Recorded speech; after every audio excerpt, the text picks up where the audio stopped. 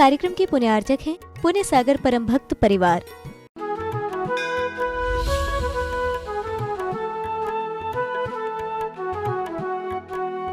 एक संत महात्मा के पास में एक भक्त पहुंचा। भक्त वह होता है जो भगवान का भक्त होता है, गुरु का भक्त होता है। जब जब भी भक्त संत महात्माओं के पास में पहुंचता है तो उसे अपने जीवन में कुछ न कुछ अवश्य मिला करता है। संतों की संगति कभी व्यर्थ नहीं जाती है। हमें अपने जीवन में आत्मोत्थान के लिए उनसे कुछ न कुछ मार्गदर्शन अवश्य मिलता है। जब भक्त संतों के चरणों में कुछ जिज्ञासा लेकर के पहुँचता है तो उसकी जिज्ञासा का समाधान भी उसे मिला करता है। उस भक्त ने संत महात्मा से पूछा कि महात्मा जी, ईश्वर भगवान परमात्मा कहाँ रहता है? ईश्वर कैसे मिलता है? ईश्वर क्या करता है? ये 3 प्रश्न संत महात्मा से पूछे। और वास्तव में भक्त जो है, जिसकी भक्ति करता है, उसका स्वरूप उसके भीतर होना चाहिए। उसके मन में ऐसी ललक होनी चाहिए कि मैं जिसकी भक्ति कर रहा हूँ उसका स्वरूप कैसा है। तब जो है उस परमात्मा के सही स्वरूप को जान करके उसकी परमात्मा के प्रति भक्ति उमड़ा करती है।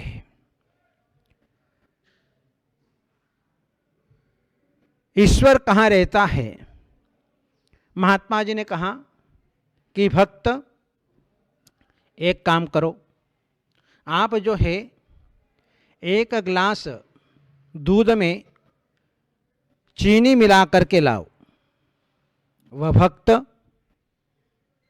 1 गिलास दूध लेकर के आया, चीनी मिला करके। और संत महात्मा ने कहा, इस दूध को तुम स्वयं पियो। भक्त समर्पण में जीने वाला था। संत महात्मा के कहे अनुसार उसने दूध को पी लिया। दूध पीने के उपरांत फिर जो है संत महात्मा ने पूछा कि जो है इसका स्वाद कैसा है? भक्त ने कहा कि स्वाद तो मीठा है। अच्छा, तो फिर संत महात्मा ने पूछा, क्या इसमें चीनी शक्कर दिखाई दे रही है? भक्त ने कहा कि नहीं।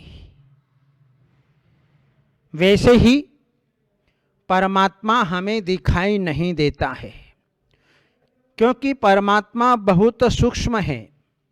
परमात्मा अमूर्तिक है। वह हमारे छद्मस्थों का, अज्ञानियों का विषय नहीं है।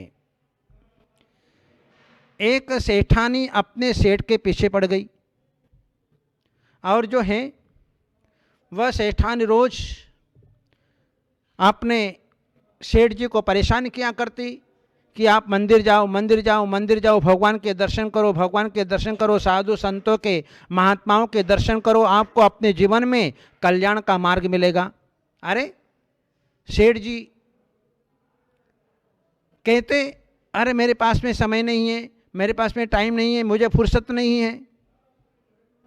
सेठ जी को सेठानी रोज परेशान करती, क्योंकि सेठानी ही सेठ जी को लाइन पे लाने वाली होती है।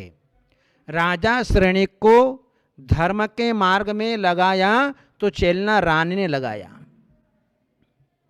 इसलिए जो है महिलाओं का सबसे बड़ा योगदान होता है पुरुषों के लिए, कि वह अपने जीवन में पुरुष को धर्म के मार्ग में लगाना यह महिलाओं का काम है, क्योंकि आदमी जो है प्रमाद कर जाता है, इसलिए न तो मंदिर जाता है न संत महात्माओं के पास में जाता है। तो वह सेठानी रोज सेठ जी को कहती, और सेठ जी जो है एक ही बात कहता, मुझे व्यापार से छुट्टी नहीं मिलती है, मेरा काम रहता है, मेरा बही खाता लिखना पड़ता है। इस प्रकार से बहानेबाजी बना करके जो है टाल देता था। अंत में कहा सेठ जी ने एक दिन कि भगवान कहाँ रहता है, भगवान दिखता ही नहीं है। ठीक है, अगले दिन क्या किया, सेठानी ने एक बहाना खोजा और जो है मेरे माथे में बहुत दर्द हो रहा है, बहुत दर्द हो रहा है, तो मुझे जो है दवाई ला करके दो। सेठ जी ने जो है दवाई ला करके दिया, और दवाई ला करके दिया, पूछा कहाँ दर्द है, तो सेठानी ने कहा कि ये दर्द जो है मैं बता नहीं सकती, मेरे हाथ में रख के दिखा कि दर्द यहाँ पर है। बस सेठानी ने भी जो है कहा, अरे सेठ जी, जिस प्रकार से मैं अपने माथे के दर्द को नहीं बता सकती, उसी प्रकार से जो है मैं जो है भगवान को भी नहीं दिखा सकती। भगवान कहाँ रहते हैं, भगवान हमें दिखाई नहीं देते हैं। भगवान तो शक्ति रूप से प्रत्येक आत्मा में विद्यमान है। पाषाणेषु यथा हेम, दुग्ध मध्य यथा घृतम, तिल मध्य यथा तैलम, देह मध्य तथा शिव। जैसे पाषाण में स्वर्ण होता है, दूध के मध्य में घृत होता है, तिल के मध्य में तेल होता है, उसी प्रकार से शरीर के मध्य में आत्मा भगवान रहता है।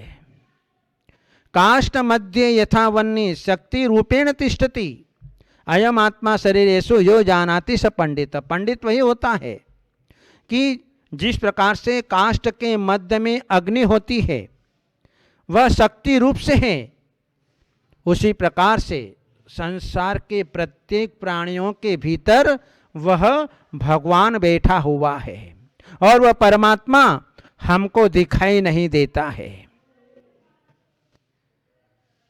परमात्मा हमारे दृष्टिगोचर नहीं है। उस व्यक्ति ने दूसरा प्रश्न पूछा कि परमात्मा कैसे मिलता है। संत महात्मा ने भक्त से कहा कि एक गिलास में दही लेकर के आओ, एक गिलास में दही लेकर के आओ। संत ने कहा इसमें से मक्खन निकालो। भक्त आश्चर्य पड़ गया कि मक्खन जो है ऐसे प्राप्त नहीं होता।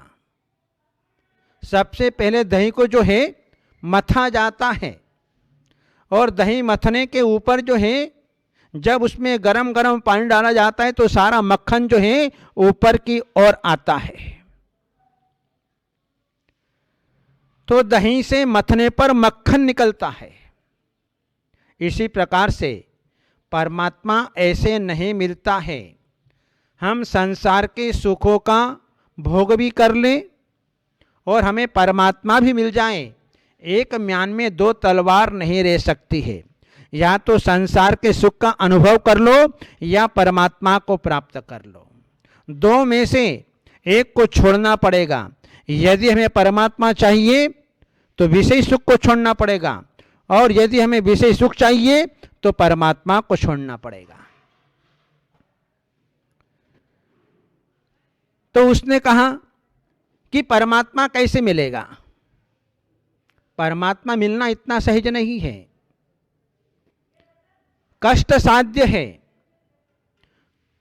परमात्मा को प्राप्त करने के लिए एकांत स्थान में जाना पड़ेगा, पहाड़ों में जाना पड़ेगा, घन घोर जंगलों में जाना पड़ेगा, जहाँ पर किसी का भी आवागमन नहीं होता है, ऐसे भयंकर जंगलों में रह कर के जो है उस परमात्मा को जो है प्राप्त किया जा सकता है, और उसके लिए जो है हमें तपस्या करनी पड़ेगी। जैसे भगवान ऋषभदेव ने, भगवान महावीर ने अपने जीवन में तपस्या करी, तीर्थंकरों ने, ऋषि महर्षियों ने तपस्या करी और एकांत स्थान में जाकर के उन्होंने ध्यान की साधना करी, और ध्यान की साधना के माध्यम से उन्होंने अपने जीवन में जो है अपनी समता का परिचय दिया। क्योंकि जंगल के अंदर नाना प्रकार के कष्ट उपद्रवों को सहन करना पड़ता है, और जो है वह समता के माध्यम से अपने जीवन में कसायों के ऊपर विजय प्राप्त करके अपने मन को वश में करके जब वह ध्यान की साधना करता है, अपने भीतर जाता है, तो एक दिन उसे अपने जीवन में वह परमात्मा मिल जाया करता है। तीसरा प्रश्न पूछा, परमात्मा क्या करता है? परमात्मा कुछ नहीं करता। परमात्मा केवल हाथ पर हाथ रख करके बैठा हुआ है और अपने ज्ञानानंद स्वरूप का अनुभव कर रहा है। परमात्मा ने अपने जीवन में संपूर्ण कार्य कर लिए, वे कृतकृत्य अवस्था को प्राप्त हो गए। परमात्मा कुछ नहीं करता। परमात्मा तो केवल ज्ञान रूपी दूरदर्शन से विश्व के प्राणियों के नाटक देखता है। उनके सामने पिक्चर की तरह सारे तीन लोक उनके सामने झलकते हुए दिखाई देते हैं, प्रतिभाषित होते हुए दिखाई देते हैं कि संसार के प्राणी, जीव और पुद्गल क्या क्या नाटक कर रहे हैं। ये सारा परमात्मा यहाँ से 7 राजू ऊपर जाकर के, असंख्यात किलोमीटर ऊपर जाकर के, स्वर्ग से ऊपर जो है बैकुंठ से भी ऊपर जाकर के, जहाँ लोक का अग्रभाग है उस पर जाकर के विराजमान है, और वहाँ से जो है वे परमात्मा 3 लोक के पदार्थों को देख रहे हैं कि जीव क्या क्या कर रहे हैं। निश्चय नहीं से परमात्मा अपने जीवन में कुछ नहीं करता, अपने आत्म स्वरूप का, अपने आत्म आनंद का अनुभव करता है। और व्यवहार नहीं से परमात्मा के बिना कोई काम नहीं होता। परमात्मा कुछ करता भी नहीं और परमात्मा के बिना कुछ होता भी नहीं। निश्चय नहीं से परमात्मा कुछ नहीं करता, जो कुछ करता है व्यवहार नहीं से करता है। हम जो है भगवान की स्तुति पढ़ते हैं, पार्श्वनाथ भगवान की स्तुति पढ़ते हैं। दरिद्रीन को द्रव्य के दान दीने, अपुत्रीन को तू भले पुत्र कीने, महासंकटों से निकारे विधाता, सबे संपदा सर्व को देहि दाता। भगवान दरिद्री को धन देता है, अपुत्रीन को तू भले पुत्र कीने, जिसके पुत्र नहीं है उसको पुत्र देता है, महासंकटों से वह निकाल देता है और सभी को संपदा देता है।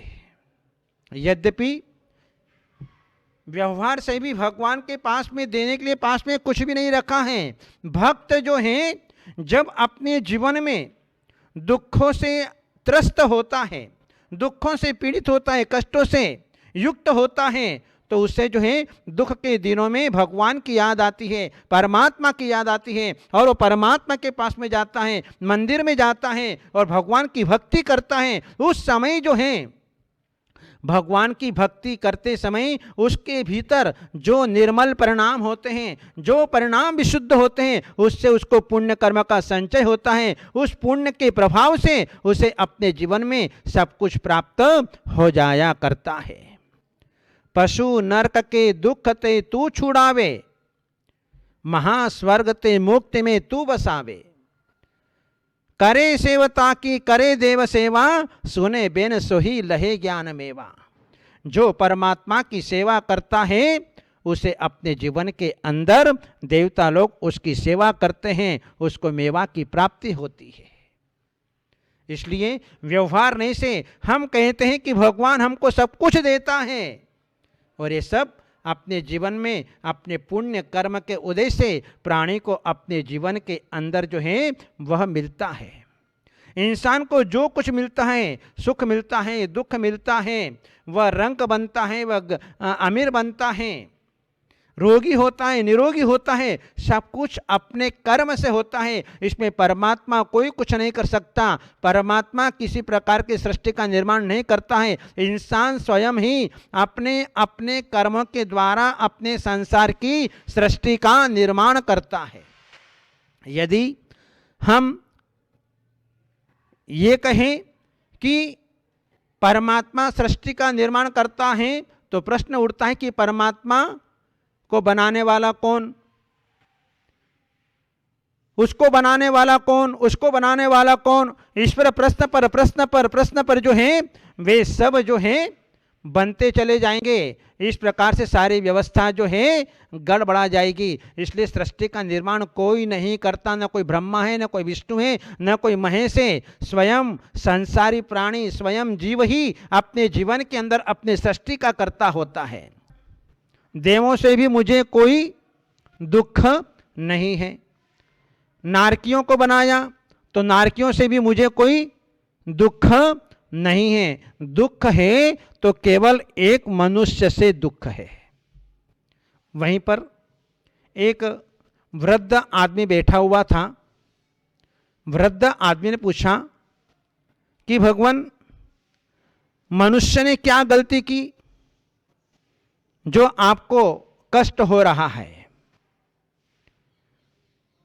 मैंने मनुष्य को बनाया, तब से मनुष्य ने जो है मुझे बनाना शुरू कर दिया। बस अब मैं कहाँ जाऊं, क्या करूं, कैसे करूं? तो उस बूढ़े आदमी ने अपने अनुभव से कहा कि जो है आप 7 समुंदर पार चले जाओ, वहां पर आपके पास में कोई नहीं आएगा। तो परमात्मा ने कहा कि वहां पर भी मनुष्य ने मुझे ढूंढ लिया। तो फिर बूढ़े आदमी ने कहा कि ऐसा करो कि आप विदेशों में चले जाओ। बोले मैं विदेशों में चला गया तो वहां पर जो है मुझे वहां भी पकड़ लिया। इस प्रकार में जहां जा गया वहां पर मनुष्य पहुंच गया। अब क्या करूं? तो उस वृद्ध आदमी ने कहा कि एक काम करो कि आप जो है मनुष्यों के शरीर के भीतर चले जाओ, बस आपका काम हो जाएगा। और तब से जो है भगवान जो है संसार की प्रत्येक आत्मा में प्रवेश कर गए, क्योंकि मनुष्य जो है कभी भी अपने भीतर जाता ही नहीं, वह बाहर बाहर ही घूमता है, और बाहर बाहर घूमता है तो उसे परमात्मा मिलता ही नहीं है। इसलिए जो है हम मंदिर बनाते हैं, हम भगवान की मूर्त बनाते हैं कि जो है भगवान हमें मिल जाए, भगवान हमें मिल जाए, भगवान को बाहर खोजते हैं। इसलिए इंसान जो है बाहर मंदिर जाता है, लेकिन मंदिर में जाने से भगवान नहीं मिलेगा।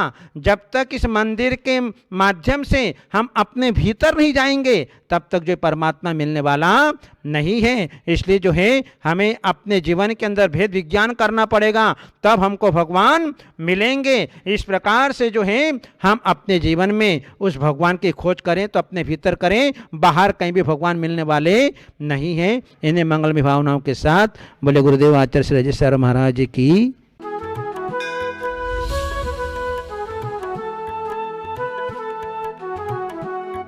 इस कार्यक्रम के पुण्यार्जक थे पुण्य सागर परम भक्त परिवार।